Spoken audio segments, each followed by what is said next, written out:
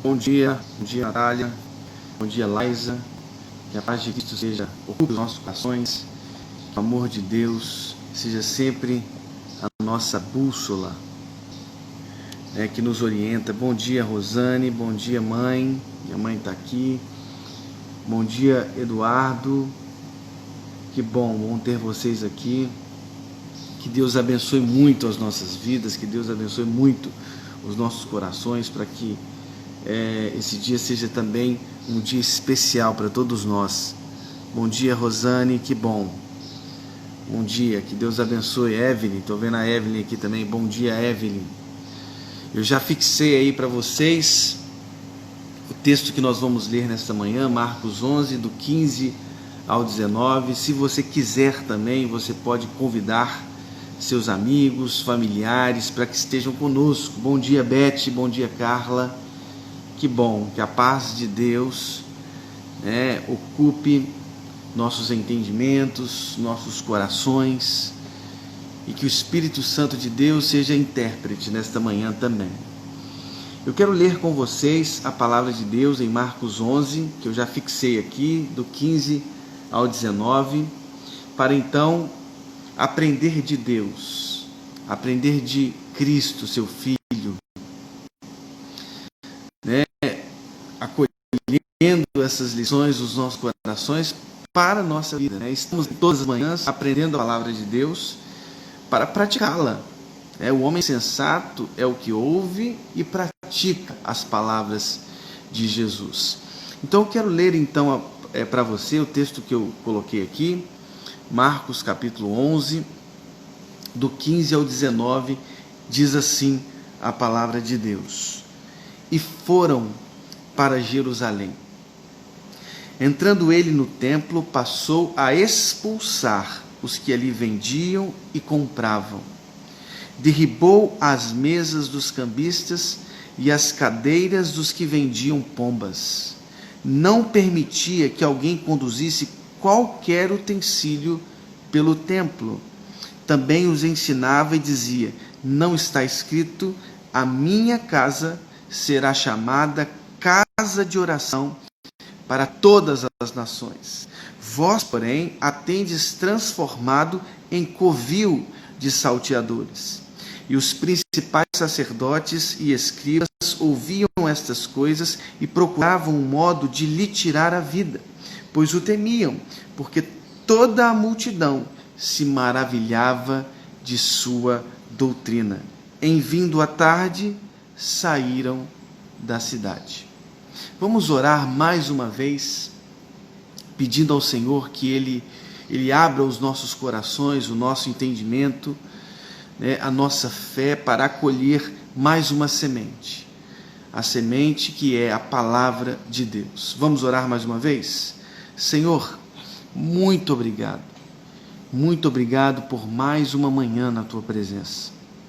Que o Senhor, ó Deus, abra os nossos corações, que o Senhor abra o nosso entendimento, para que a gente, Senhor, receba a Tua palavra, receba a porção da Tua palavra nesta manhã. Senhor, nos oriente, seja o Teu Santo Espírito intérprete para os nossos corações, que Ele possa ler e anunciar a Tua palavra aos nossos corações, no nome de Jesus. Amém, amém. Que bom, estou vendo aqui irmão Joel, que bom, Aminon também, Renata. Bem, vejam só, eu não sei se vocês se lembram, mas o verso 11 do capítulo 11 diz assim: E quando entrou em Jerusalém, no templo, tendo observado tudo, como fosse já tarde, saiu para Betânia com os 12. Saiu para Betânia com os 12. Parece que alguém, acho que a Ana escreveu aqui, que travou a imagem. Se não travou, eu acho que não, a gente vai continuar, tá certo? Se vocês quiserem me dar um ok, só me sinalizando que não está, tá ok, a gente pode continuar. Nós vamos continuar então o nosso devocional. Mas o verso 11, ele impõe-se aqui como um óculos de interpretação, um óculos interpretativo, hermenêutico. Vejam só o que o verso 11 diz: entrou em Jerusalém, no templo, tendo observado tudo, observou tudo no templo. Jesus queria saber quais eram as relações que eram vividas ali no templo. Um dia depois, sim, no dia seguinte, quando saíram para Betânia, ele viu uma figueira infrutífera, tinha folhas, gestos exteriores, mas não tinha vida, não tinha fruto. E Jesus, vendo de longe aquela figueira, e porque não achou fruto, aproximou-se dela e a amaldiçoou. Sim, não é a mera aparência exterior, não é a glória externa do templo que Jesus ocupa o seu coração, suas intenções, não. Viu flores, mas não viu fruto. Viu folhas, mas não viu fruto. Ele amaldiçoou. Ele disse assim: nunca jamais como alguém fruto de ti. Então Jesus vai para o templo. Sim, um dos grandes santuários da antiguidade. Aliás, o sermão profético de Jesus em Marcos 13 é interessante porque o sermão profético inicia-se com a estupefação dos discípulos, com o assombro, com o entorpecimento dos discípulos diante daquela grande construção, daquele grande santuário antigo. Os discípulos, ao sair do templo, disseram assim: mestre, que pedras, que construções. Eles disseram, Marcos capítulo 13, os primeiros 2 versos do capítulo 13 de Marcos: que pedras, mestre, que construções. Mas Jesus disse aos discípulos, diante da estupefação, do entorpecimento deles, quando observaram o templo: não ficará pedra sobre pedra. Vocês estão vendo essas grandes construções? Não ficará pedra sobre pedra. Jesus amaldiçoou a figueira: nunca jamais como alguém fruto de ti. E ao olhar o templo disse: não ficará pedra sobre pedra. Jesus entra no templo, e nessa grande purificação do templo, diz o texto que ele começou a expulsar os que ali vendiam e compravam. Ele começou a derrubar as mesas dos cambistas, as cadeiras dos que vendiam pombas. É interessante observarmos isso. É interessante entendermos, compreendermos esse gesto profético de Jesus. Esse gesto profético de Jesus deve ser o nosso gesto profético. Nós precisamos ser a encarnação desse gesto profético. Vejam, o templo em Jerusalém tinha muitos pátios, muitas salas que eram necessários para suas funções. E o pátio dos gentios era mais uma destas áreas, e uma área proeminente. Sim, com pórticos maravilhosos. Só que ali funcionava uma espécie de mercado público para as grandes festas e para os sacrifícios que se realizavam na cidade de Jerusalém, no templo em Jerusalém. Os peregrinos, eles vinham de longe, de diferentes cidades. A festa de Pentecostes em Atos 2 nos mostra isso. Porque tinham partos, medos, lamitas, da Capadócia, da Frígia, da Ásia, da Panfilha, de peregrinos de diferentes lugares, sim, iam em direção a Jerusalém para as grandes festas. A festa dos tabernáculos, da Páscoa, do Pentecostes, festas, e para os sacrifícios que eram comuns no tempo de Jesus. E vejam, é interessante observar porque isso fazia parte da rotina, do funcionamento do templo, porque os peregrinos vinham de longe e não podiam trazer de grandes distâncias os sacrifícios. O fato do templo prover estas ofertas, como as pombas mencionadas no verso 15 do texto que estamos trabalhando, em certo sentido, era um serviço. Era útil para os peregrinos. Os cambistas e os vendedores de pombas eram necessários, eu poderia dizer fundamentais e até dizer bíblicos, em certo sentido bíblicos. Depois leia com calma o texto de Deuteronômio 14, do 24 a 27. Eu cito mais uma vez para você. O texto de Deuteronômio 14, do 24 ao 27. Leia aí, depois que encerrarmos o nosso devocional, e você vai entender um pouco isso, o funcionamento do templo. Eu cito para vocês agora Esdras 7,17. O texto diz assim: portanto, diligentemente comprarás com este dinheiro novilhos, carneiros, cordeiros e suas ofertas de manjares e as suas libações, e as oferecerás sobre o altar da casa de teu Deus, a qual está em Jerusalém. Veja, a grande questão não era se deveria haver ali cambistas ou não, mas o que esse pátio externo, esta área semi-sagrada, se tornou. Esse espaço, esse pátio externo dos gentios passou a ser, ou passou a ter como principal foco o comércio, e não a adoração de todos os povos. Jesus, quando entrou no templo, ele passou então a expulsar os que vendiam e compravam, começou a derrubar as mesas dos cambistas e as cadeiras dos que vendiam pombas, uma ação profética, porque aquele pátio externo perdeu seu foco principal. Deixou de ser a adoração, de ser a presença dos estrangeiros, dos peregrinos, e passou a ser um lugar do comércio. O foco principal passou a ser a comercialização. Cristo então entra no templo, derruba a mesa dos cambistas numa ação profética. Assim como Isaías, por exemplo, que andou 3 anos nu, simbolizando os exilados, os presos do Egito e da Etiópia, que passaria sim pelo exílio dos assírios. Ou então Jeremias, que comprou um cinto, escondeu em uma fenda e depois de alguns dias pegou esse cinto apodrecido, e esse cinto apodrecido simbolizava o apodrecimento da soberba de Judá, da soberba de Jerusalém. Vejam, atos proféticos, gestos proféticos, como o casamento com a mulher adúltera de Oséias. Jesus então entra no templo, derruba a mesa dos cambistas, derruba as cadeiras daqueles que tornaram o templo um lugar do comércio. O foco deixou de ser a adoração e o foco passou a ser a comercialização que realizava no templo.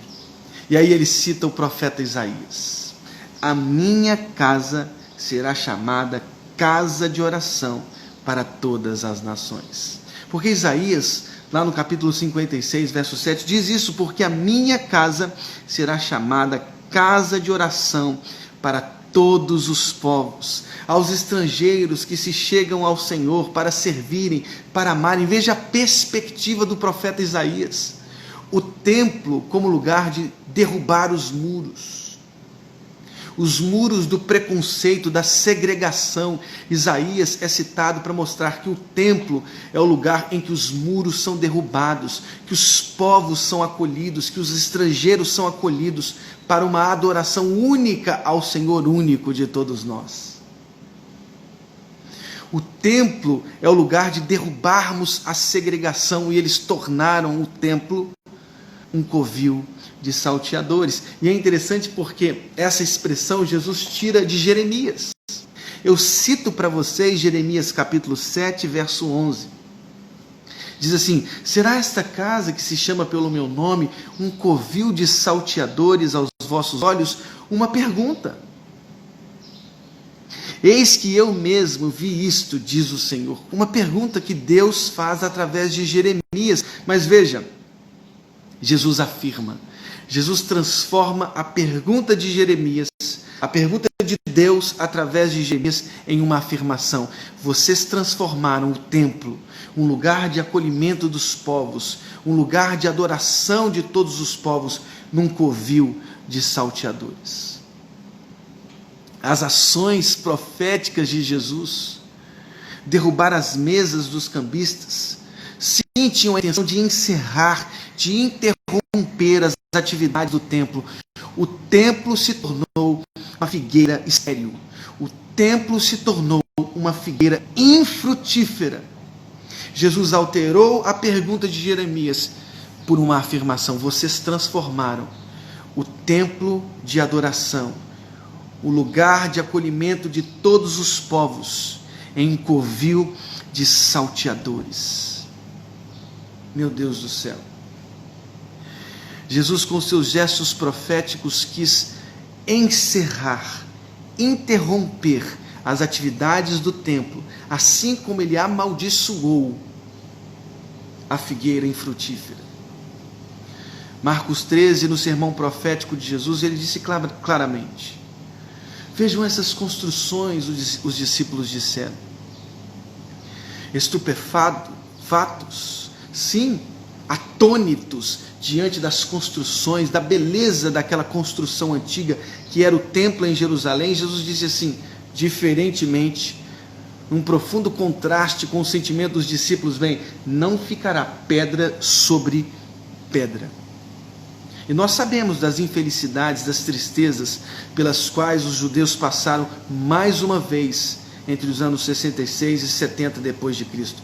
O templo foi derrubado.